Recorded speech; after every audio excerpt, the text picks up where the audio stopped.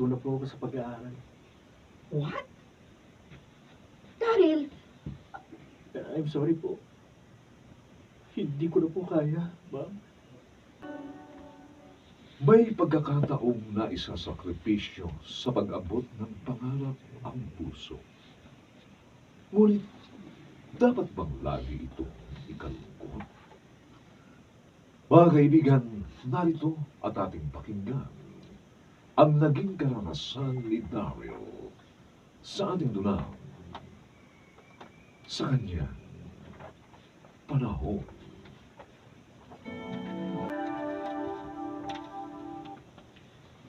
Mabuti naman, sa wakas dinalaw mo rin ako. Pasensya ka na, Jaylin. Akala ko di mo na alam ang daan papunta dito sa amin. Marami lang ako ginagawa sa university. Kaya hindi kita napupuntahan. Alam mo namang scholar ako, kaya may grades ako dapat i-maintain. Yun na nga eh. Parang hindi ako priority mo. Hindi mo rin sinasagot yung mga text ko. Paano naman? Inaawal mo kasi ako eh. Pasensya na talaga. Pero ngayon tapos na yung exams namin, babawi ako sa'yo. Huwag na.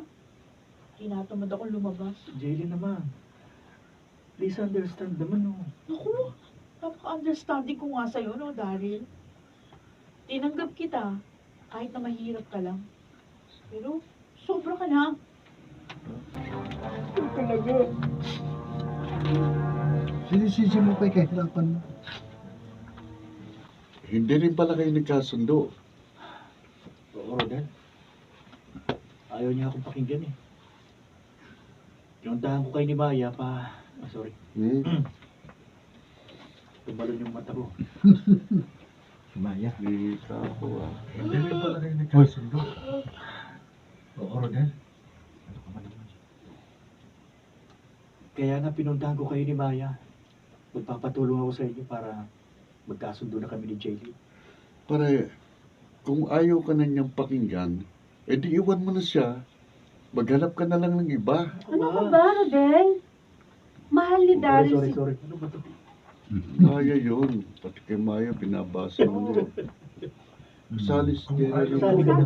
iwan mo na siya, maghanap ka na lang ng iba. Ganap ka na lang ng iba. E di iwan mo na siya. Maghanap ka na lang ng iba. Ano ka ba, Rodel? Mahal ni Daryl si Jaylin. Eh, ang kaso nga, Maya, ang hirap spellingin ni Jaylin. Nakakaasar. Siya ang inspirasyon ko, Rodel. Oh. Maya. Gusto kong bumagay ako sa kanya kaya nagsisikap ako. Kaya sige na naman oh, tulungan niyo na ako. O, sige, tama na yung pagsisintimiento mo. Tutulungan ka namin ni Rodel. Maya naman. Kung ayaw mo, edi ako na lang tutulong sa kaibigan natin. Hindi ka na wala ko na daw. Aba, ikaw pala, Maya. Magandang gabi po, Mang Tidong. Si Daryl po. Wala pa eh. Gagabihin siya. Alam naman, may trabaho siya bukod sa pag-aaral niya. Oo nga pala. Mukhang mahalaga ang sadya mo sa anak ko. Opo. Ano ba talagang yun? Mahalaga nga po. Tungkol po kay Jaylin. Bakit? Anong tungkol sa kanya? Si Jaylin po kasi at si Rodel. Ang Oh. kaibigan po namin. Nagtanan. Oh, Diyos ko. Ano?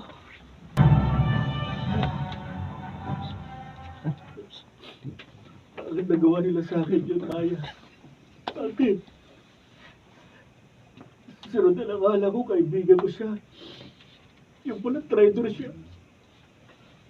Ginagawa siyang babaeng mahal ko. Sa totoo lang, galit din ako sa kanya. Kaya pala gusto niyang i-break mo si Jaylin. Kung pala matagal na silang may relasyon. At buntis na siya. Kaya nagtano na sila. Ang sakit, Maya. Si Jaylin ang inspirasyon ko, kaya kahit mahirap ako, sinisikap ko makapagtapos ng pag-aaral. Maging isang doktor para may pagmalaki niya ako. Daryl, nauunawaan kita pero sana tatagan mong loob mo. At huwag mo hayaang masira ng pagsubok na ito ang pangarap mo. Meron! Ayun o! Saan? Wala! Skip! Ay, sino ka ba? Ikaw si Dalian, di ba? Sino? May sakit ang kaibigan mo, Maya. 3 araw na. Kawawa naman si Daryl. Tiyak na dahilan pa rin ito sa ginawa sa kanya ni na Jaylene at Rodel.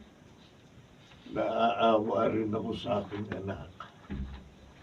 At nanghihinayang sa mga nasimulan na niya na tila magigiba dahil sa pagsubok na ito na dumating sa kanyang buhay. Kakausapin ko po siya, Mang Pidong. Ay, salamat, Iha. Pero mas idalangin po natin siya sa Diyos para mapagtagumpayan niya ang pagsubok na ito.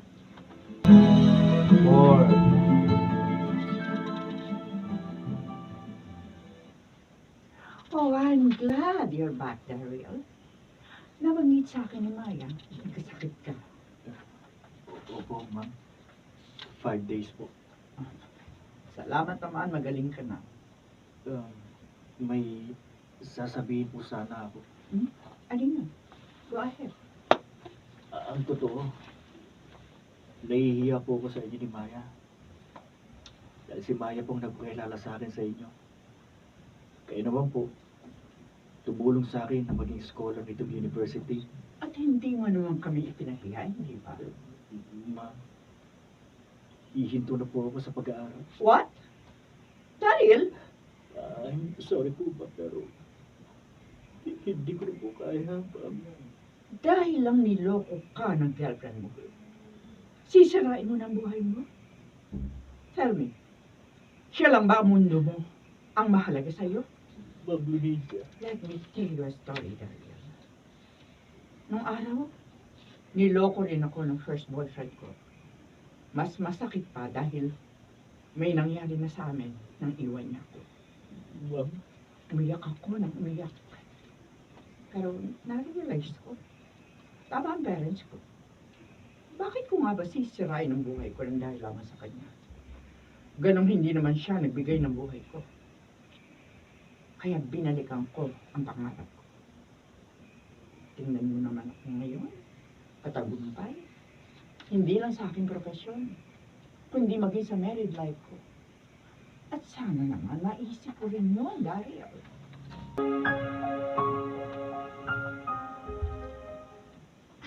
Masaya ako't pumasok ka na uli, Daryl. Oo, Maya.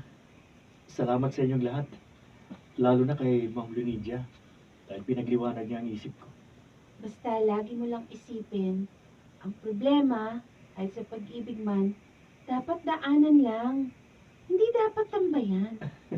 Kung magsalita ka, akala mo na in love ka na. Oo naman. Ha? Nagmahal na talaga ako noon. Pero iniwan niya ako. Dahil ayaw sa akin ng parents niya. Hindi pa nga ako magpakamatay noon eh. Talaga? Oo. Nangyari yun, hindi pa tayo magkakilala. Oh, tingnan mo ngayon. Teacher na ako. Kaya ikaw, magpatuloy ka lang. At huwag susuko. Makikita mo, makararating ka rin sa tagumpay. Diba?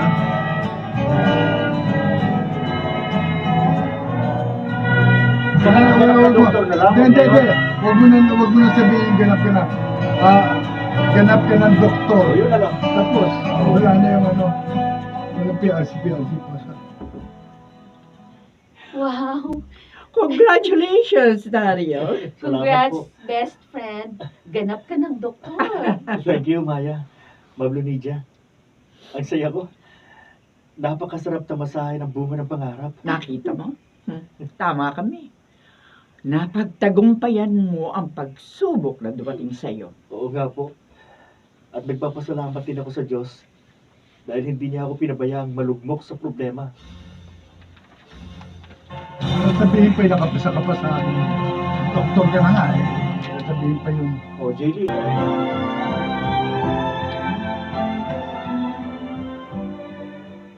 Doktor, maawa kayo. Gamutin yung anak ko. Napakataas ng lagnat niya. Nanginginig siya. Jaylin? Dahil, doktor ka na. Oo. At kliniko itong pinuntahan mo. Ako, tulungan mo ko para mo ng awa. Gawin mo magagawa mo para magamot ang anak ko. Siya na lang ang meron ako, Daryl. Ha? Anong ibig mong sabihin? Si Rodel? Patay na. Isang taon nang nakakaraan. Please, siligtas mo ang anak ko. Huwag ka mag-alala. Gagamutin ko siya. Pero manalangin ka rin. Dahil ang Diyos talagang pinakadakilang manggagamot. Kasangkapan niya lang ako. Mabuti naman at hindi mo tinanggihan ng anak niya, best friend. Wala man sa akin yun eh. Nakaraan na yun. Isa pa, may tungkulin ako. At hindi ko ipagkakait yun sa kapwa ko. Lalo na sa isang musmos. Ang galing talaga ng best friend ko. Natuto sa pagkabigo. At naniniwala ako na darating din sa akin ang itinakda para sa akin.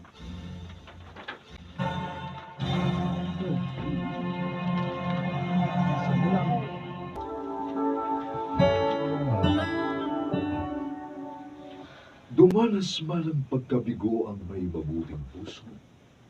Siya'y di pababayaang malugmo at tagumpay niya ay matatampo sa kanyang panahon.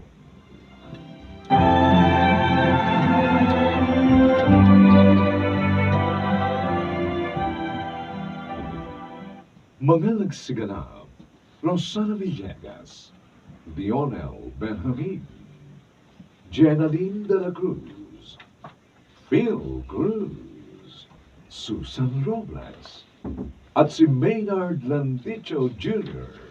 sa papel na Dario. Special Sound Effects, Jerry Mutia. Ito'y mula sa panulat ni Telma Corporal Alcantara.